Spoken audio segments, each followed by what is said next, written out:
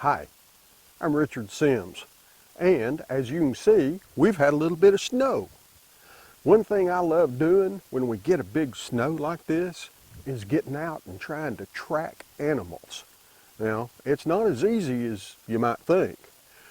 Lots of snow's falling right now because it's starting to melt off the trees. But we're going to go poke around and see if we can find anything. Now what we got here is some deer tracks.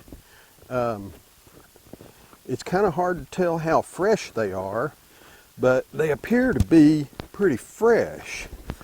And there's a reason that I believe that to be the case, because if you come right here, you can see all the leaves scraped up where they've been feeding and looking for food, and the leaves don't have snow on them. Okay, that is a single deer track, and the tracks are actually kind of hard to see because the snow's so deep. They don't go all the way to the ground, and there's actually a lot of tracks going out through there, but they're hard to see in the snow. Hopefully this camera can see them. My eyes can see them pretty good.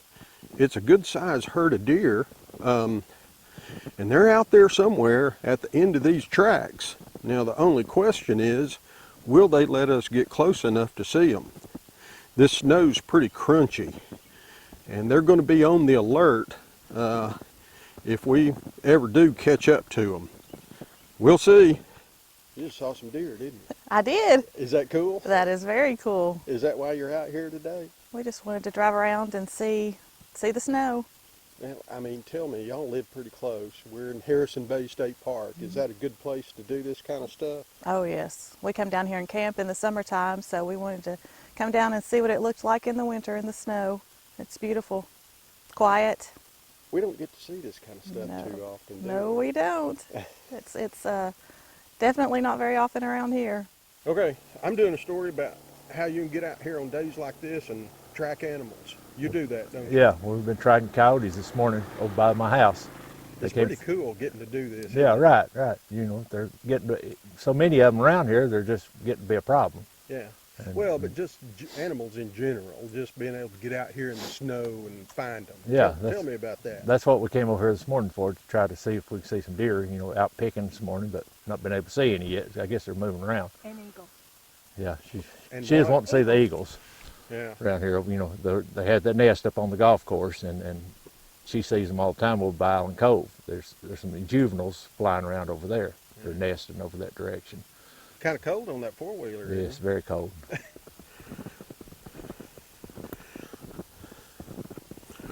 Oh, look. Here's some more feeding activity. Oh, look. They actually bedded down here. These deer obviously heard us coming. They were laying down right here. There's one, two. They've laid there almost all night throughout the snow. And over here is where a third one was.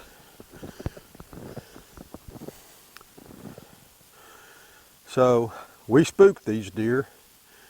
They can't be too far away.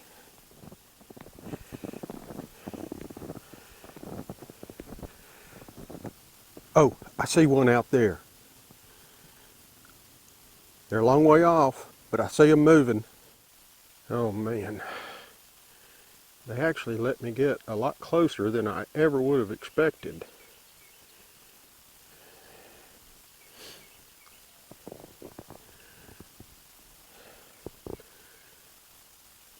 I honestly can't tell if I'm in focus or not.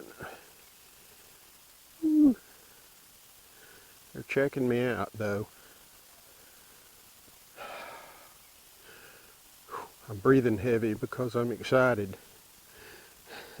I'm not hunting, or at least not with a gun, but it's just like hunting. Sometimes even better.